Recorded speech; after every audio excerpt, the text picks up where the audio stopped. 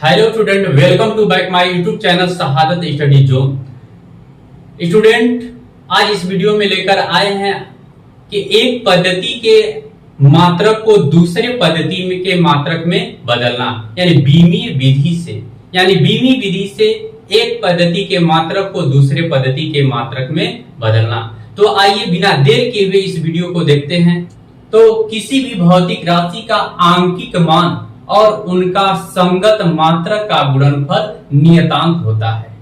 यानी कोई भी भौतिक राशि होता है, उनका आंकिक मान और संगत मात्रक का गुणनफल नियतांक होता है। यानी मान लेते हैं कि किसी एक पद्धति में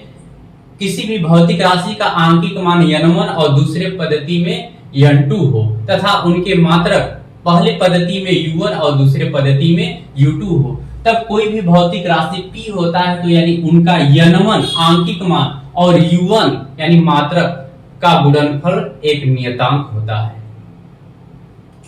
यानी किसी भौतिक राशि के आंकिक मान तथा संगत मात्रक का गुणनफल एक नियतांक होता है। माना किसी भौतिक राशि p के यानी आंकिक मान दो विभिन्न पद्धतियों में यानी n1 व n2 हो तथा उनके मात्रक u1 और u2 हो, तब यानी p यह भौतिक राशि यानी p n1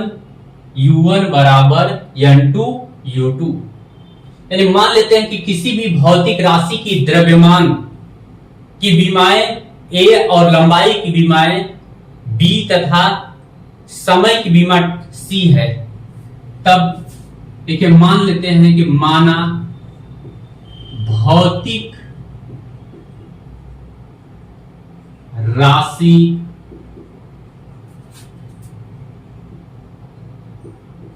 की विमाएं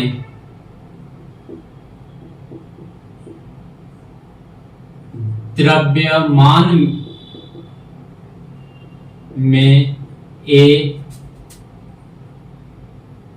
तथा लंबाई में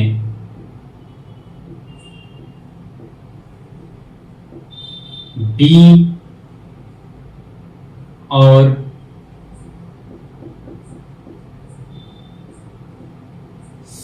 समय में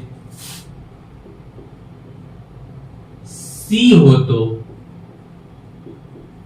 यानी मान लेते हैं कि भौतिक राशि की विमाएं द्रव्यमान में a, लंबाई में b तथा समय में c हो, तो यानी उस भौतिक राशि की विमीय सूत्र। तो भौतिक राशि की विमीय सूत्र,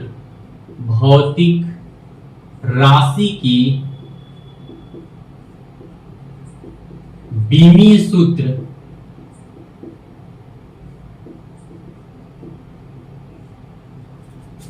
यानी द्रव्यमान में a यानी m के पावर a, लंबाई में b यानी l के पावर b और समय में c हो, यानी समय में c यानी t के पावर c है। यानी तब भौतिक राशि की विमीय सूत्र m के पावर a, l के पावर b और t के पावर c होगा। मान लेते हैं कि पहली पद्धति में मूल मात्रकों की मापें, यानी कि पहली पद्धति में मूल मात्रकों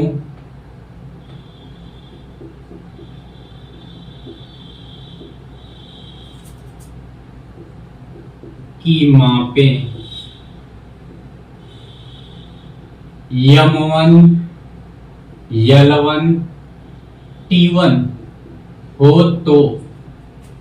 यानी पहली पद्धति में मूल मात्रकों की मापें m1 l1 t1 हो, तो हो जाएगा p इक्वल टू यानी n1 पहली पद्धति में आंकिक मान n1 और मात्रक m1 के पावर a, l1 के पावर b और t1 के पावर c होगा। इसी तरह दूसरी पद्धति में मूल मात्रकों की मापें, दूसरी पद्धति में मूल मात्रकों की मापें m2 l2 t2 हो तो, यानी दूसरी पद्धति में मूल मात्रकों की मापें यानी m2 l2 और t2 हो जाएगा P = n2, दूसरी पद्धति का आंकिक मान n2, उसके बाद मूल मात्रकों की मापें यानी बीमा हो जाएगा m2 के पावर a l2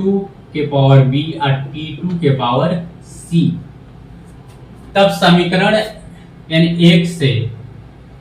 समीकरण एक से तो हो जाएगा m1 के पावर a l1 के पावर b और t1 के पावर c, यानी पहली पद्धति में आंकिक मान और मात्रक का गुणनफल अब बराबर दूसरी पद्धति में आंकिक मान और उनके मात्रक का गुणनफल, यानी m2 के पावर a l2 के पावर b और t2 के पावर c। तो अगर हमको निकालना होगा n2 का मान यानी दूसरे पद्धति का आंकिक मान, तो n2 = हो जाएगा n1 के पावर n1 यानी m1 बटे के m2 के पावर a l1 बटे के l2 के पावर b t1 बटे के t2 के पावर c। इस तरह से हम मान भर करके यानी एक पद्धति के आंकिक मान को दूसरे पद्धति के आंकिक मान में बदल सकते हैं।